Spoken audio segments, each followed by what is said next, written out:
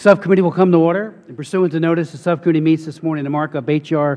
1951, the Sean and David Goldman International Child Abduction Prevention and Return Act of 2013, H.R. 1897, the Vietnam Human Rights Act of 2013, and H.Res. 131 concerning the ongoing conflict in the Democratic Republic of the Congo and the need for international efforts toward long-term peace, stability, and observance of human rights. As our members are aware, these measures enjoy strong bipartisan support, and there are competing hearings and other events taking place this morning. Thus, as our members were informed earlier this week, it is the intent of the Chair to consider these measures en bloc, including the substitute amendment sent to you on Monday, offered by my good friend and colleague, Ms. Bass, and an amendment by Mr. Meadows sent to you on Tuesday.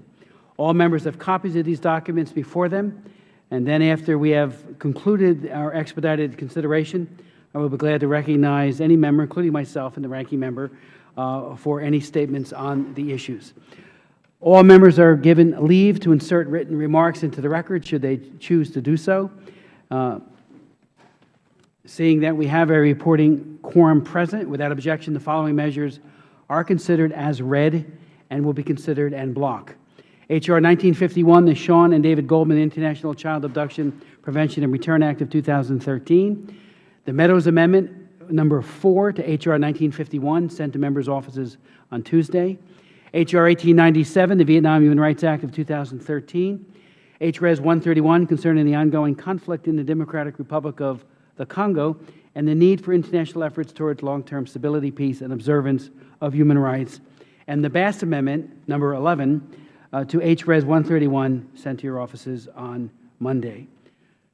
The Chair moves that the en bloc items be adopted. All those in favor say aye. Aye. All those opposed say no. The ayes have it. In the opinion of the chairs, and the items considered en bloc are adopted. Without objection, the measures as amended are reported favorably to the full committee. The staff is directed to make technical and conforming changes. I would note that now that we have completed our formal consideration of those measures, I will recognize members for remarks, and I recognize myself first on behalf of the first bill that was just passed on to the full committee. It was David Goldman's unrelenting effort to bring his son Sean home from Brazil that first alerted me to the epidemic of international parental child abduction in this country. According to the U.S. Department of State, between the years 2008 and 2012, bereaved, left-behind parents like David Goldman reported over 4,800 abduction cases involving more than 7,000 children. I had the privilege of joining David Goldman in his fight to return Sean and experienced firsthand the maddening obstacles encountered by left-behind parents, even in countries that have signed the Hague Convention on international child abductions, foreign courts, endless appeals to run out the clock, exploitation of the safeguards in the convention, and prejudice against foreigners. The damage to the child and the left-behind parents is incalculable and too often lifelong. The children are at risk of serious emotional and psychological problems and may experience anxiety, eating problems, nightmares, mood swings, sleep disturbances, aggressive behavior, resentment, guilt, and fearfulness. Parental child abduction is child abuse. These victims are American citizens who need the help of their government when normal legal processes are unavailable or fail.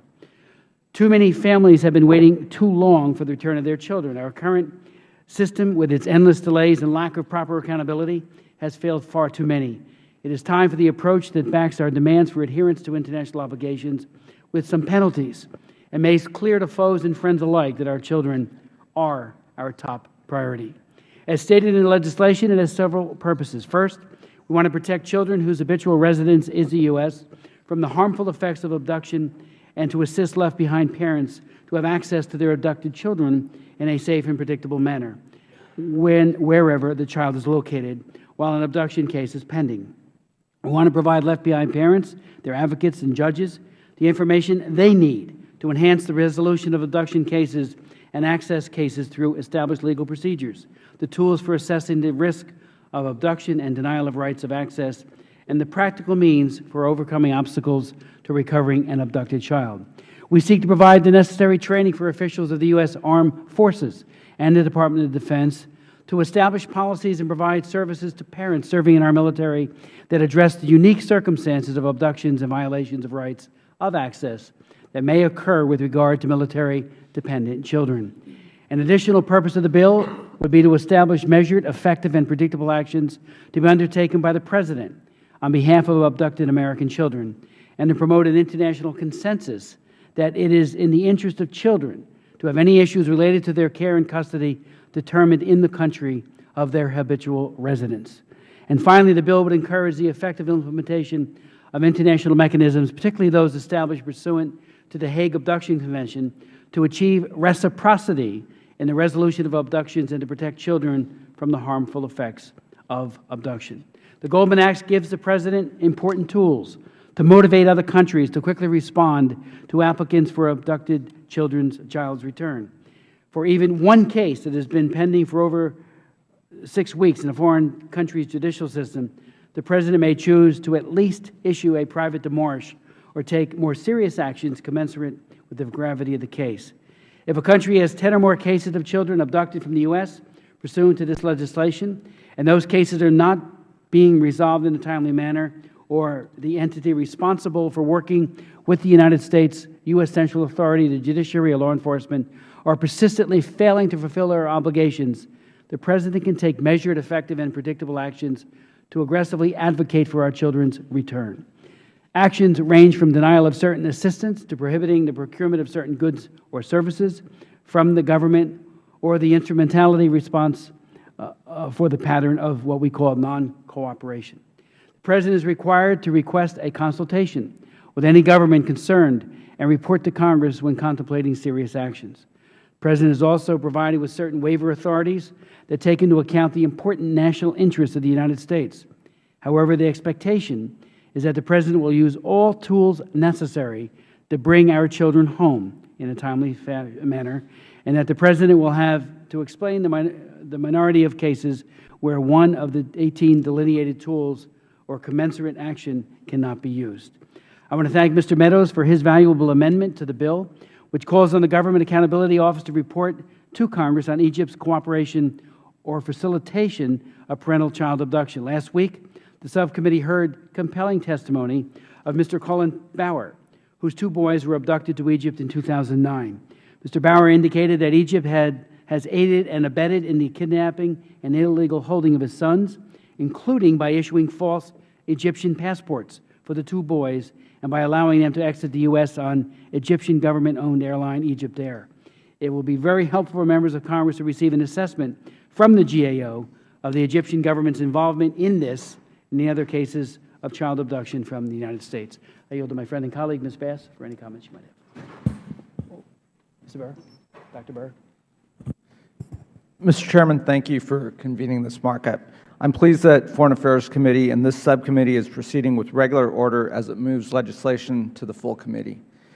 I want to focus for one moment on H.R. 1951, the Child Abduction and Return Act of 2013. I'm pleased that the subcommittee was able to focus on this important issue, and I support many of the provisions contained within the legislation. However, I believe the State Department has expressed some concerns in a possible unintended consequence of this bill. The punitive measures offered to the President under the legislation may discourage a non-party nation such as India from signing or ratifying the Hague Convention. As this legislation moves to full committee, I would like to have a better understanding of the non-signatories and what we can do to encourage their cooperation on this important issue. It's important that these countries join the Hague Convention. I would also like to work with my colleagues to address these concerns and ensure that any legislation we pass will have the desired effect of reducing the number of child abductions. Again, thank you, Chairman Smith, for continuing your important work in this area. Congratulations on moving your legislation through the subcommittee, and I look forward to working with you on this important issue. I yield back. Dr. Barr, thank you very much. Chair recognizes Mr. Weber. Mr. Chairman, thank you. I don't have any comments at this time. Okay. Mr. Meadows. Thank you, Mr. Chairman. And obviously, this committee just acted to approve 3 pieces of timely and necessary legislation that will better the lives of thousands of people. And I'm proud that this committee has taken the initiative to address the ongoing humanitarian issues in Vietnam and in the Congo. And I want to commend the chairman and the ranking member for your leadership. The third bill we approved today, H.R. 1951, addresses the parental child abduction and the Hague Convention. This is a good bill. I'm proud to be a co-sponsor and proud to have supported it today. I'm also proud that we've been able to amend this bill to make it a little bit better. Last week, we heard powerful testimony on the foreign parental child abduction from parents of victims. And we heard that the foreign governments can often be complicit in these abductions, especially in non-Hague Treaty countries. And one of those witnesses was Colin Bauer. Mr. Bauer's 2 sons, Noor and Ramsey, were abducted and taken to Egypt in 2009. They remain there today with 20 other American children. Egypt is a country that we are working with and whose continued solvency depends on American aid and American intervention, and yet we hear heartbreaking stories like Mr. Bauer's. Thankfully, Mr. Bauer did not just share his story, but he shared recommendations on moving forward. And one of those recommendations was to require the GAO to report on the child abductions in Egypt, including the role of the Egyptian government. Today, I offer an amendment to H.R. 1951 to do exactly that, and I look forward to reading the GAO's eventual report. And I want to thank Mr. Bauer and all of those previous witnesses for sharing their stories, but I also want to thank the committee for supporting my amendment and moving this bill. And with that, I yield back, Mr. Chairman. Thank you. Mr. Meadows, thank you very much, and thank you for authoring that very important amendment to this legislation. I'd recognize Mr. Stockman. Thank you, Mr. Chairman, for your compassion that you've shown through all the years you've been here in Congress, and I appreciate that throughout the years you've stuck to it and when it had been easy to roll over to Ways and Means or some other important, quote-unquote, important committees, and that your compassion is demonstrated by these bills that you put forth. And I just want to say something quickly about our friends at DRC. I've been there many times, and they have a great potential. This nation's larger than Europe, Western Europe. And they have great potential if they adhere to civil society and they stick to the rule of law and let democracy flourish. And I think this bill is going to go a long ways in ensuring that the DRC will be successful in achieving its goals. And I really appreciate you offering this bill. And I hope when it gets to the full committee that they realize the work and effort that you have put into these bills. But I just wanted to point out that DRC has a great opportunity to take advantage of and work cooperatively with the United States, and look forward to future hearings and testimony. Thank you. Thank you very much, Mr. Stockman. I yield to Ms. Bass to speak on H.Res. 131. Chairman Smith, again, thank you for holding today's markup. I'm delighted that we've worked in a bipartisan manner to pass today's legislation, and did want to speak for a minute on H.R. 131 concerning the ongoing conflict in the Democratic Republic of the Congo and the need for international efforts toward long-term peace, stability, and the observance of human rights. As you're well aware, in the DRC, an estimated 5 million people, which is just an incredible number, have died, and some 2 million have been displaced due to repeated cycles of war, conflict, violence, particularly sexual and gender-based violence waged against women and children. It's time for this crisis to come to an end. Today's markup takes an important step forward in efforts to raise awareness within the U.S. Congress and among all Americans of this horrific and tragic crisis. I was recently in the Congo and heard from many people there, and I've heard from the Congolese diaspora here in the United States about the situation in the Congo. Currently, we have 55 members of the House from both parties that have co-sponsored this bill, and I plan to continue to call for bipartisan support for this legislation.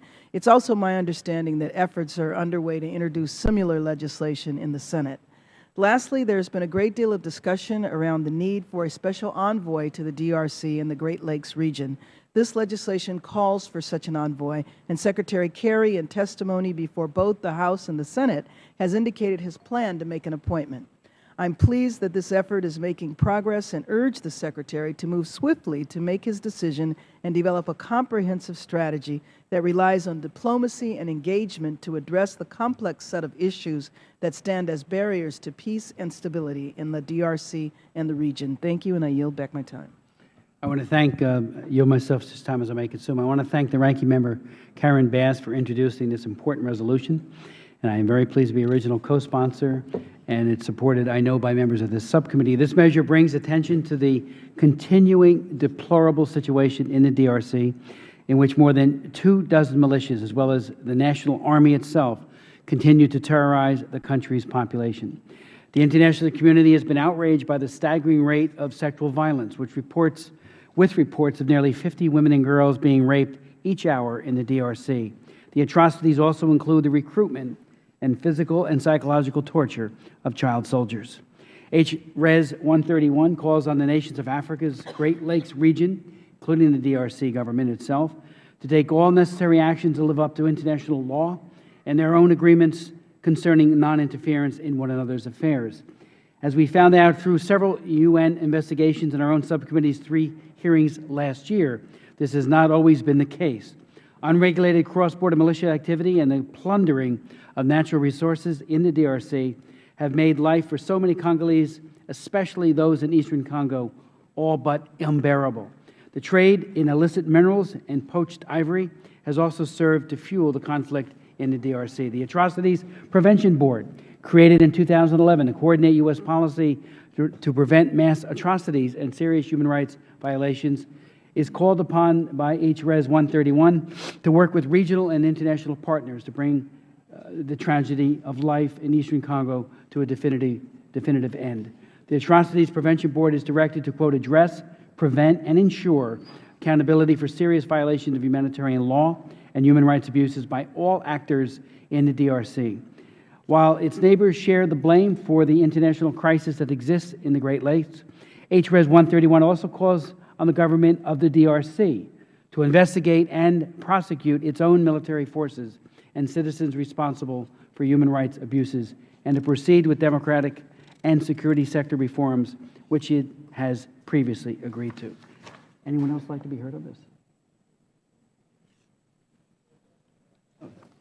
Okay, I'd like to now recognize myself to speak briefly on H.R. 1897, and I do want to thank my colleagues for their support of the Vietnam Human Rights Act of 2013.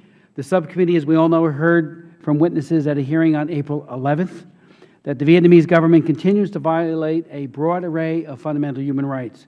The testimony we heard confirmed that religious, political, and ethnic persecution continue, and that Vietnamese officials are complicit in human trafficking. At that hearing just over a month ago, we heard from a sister of a Vietnamese woman who was forced to work in a brothel in Russia with 14 other Vietnamese women. At another hearing last year, we heard about a group of Vietnamese workers who were trafficked to Jordan. In each of these cases, not only did officials from the Vietnamese government fail to help the victims, but they actually cooperated with the traffickers to keep the trafficking operations going. I am pleased to report that following the April hearing and the sisters' courageous testimony, the Vietnamese trafficking victims who were being held in Russia have been freed. But the Vietnamese government must respect the human rights of all of its people, not only those who are fortunate enough to have their human rights violations publicized at a congressional hearing. For this reason, I've reintroduced the Vietnam Human Rights Act of 2013, and glad that the subcommittee voted it out today. The purpose of H.R. 1897 is to promote the development of freedom and democracy in Vietnam. It seeks to do so primarily by stipulating that the United States can increase its non-humanitarian assistance to Vietnam above the 2000 fiscal year levels only when the President is able to certify to Congress that the government of Vietnam has made substantial progress, operative words, substantial progress in establishing a democracy and promoting human rights, including respecting freedom of religion and releasing all religious prisoners, respecting rights of freedom of expression, assembly, and association, and releasing all political prisoners, independent journalists, and labor activists, repealing and revising laws that criminalize peaceful dissent, independent media, unsanctioned religious activity, and nonviolent demonstrations in accordance with international human rights standards, respecting the human rights of members of all ethnic groups, and then taking all appropriate steps, including prosecution of government officials, to end any government complicity in human trafficking. This condition is on increased non-humanitarian assistance may be waived in the national interest of the United States if any such increase is offset by assistance to increased training on Vietnam's international human rights obligations, to support non-commercial rule of law programming, or to support measures to overcome the Vietnamese government's jamming of Radio Free Asia. H.R. 1897 also includes several senses of Congress. Vietnam has announced that it is seeking membership in the UN Human Rights Council, a vote that will be held at this fall's UN General Assembly. Given the Vietnamese government's abysmal human rights record, the bill calls on the Secretary of State to strongly oppose Vietnam's candidacy. The bill also indicates that Vietnam should be redesignated a country of particular concern for religious freedom, pursuant to the International Religious Freedom Act of 1998, and that its tier ranking, pursuant to the Trafficking Victims Protection Act, should reflect the fact that the government is not making significant efforts to eliminate human trafficking. Again, I want to thank my colleagues for their support. Yield to any member. Yes, yes, Mr. Meadows. Mr. Chairman, I want to thank you for your comments and for highlighting this issue. And I've been in some of these hearings as we've heard the just riveting testimony from so many of the affected families. And time again, the recommendation was that we put forth meaningful legislation that does not just talk about our support for human rights, but really make sure that it is measurable and that it has consequences. I'm hopeful that we will see speedy action on this particular piece of legislation. I was unaware of many of the unbelievable atrocities that were happening until we heard testimony in this very room, and I want to thank the chairman for highlighting it, but also putting forth this piece of legislation that I hope will see an end to some of the unbelievable atrocities that are occurring. Specifically, to have an appointment of a country with the known violations that we have to the Human Rights Committee on Human Rights would be very problematic and would send the wrong message. So I agree and concur and would encourage the Secretary to oppose that until we see significant responses on behalf of the Vietnam government. With that, I yield back, thanking the chairman. Any other members wishing to be heard? If not, I do want to thank my distinguished colleagues for their participation and support for these bills, and on both sides of the aisle. Thank you. And without this markup is concluded, and we are finished.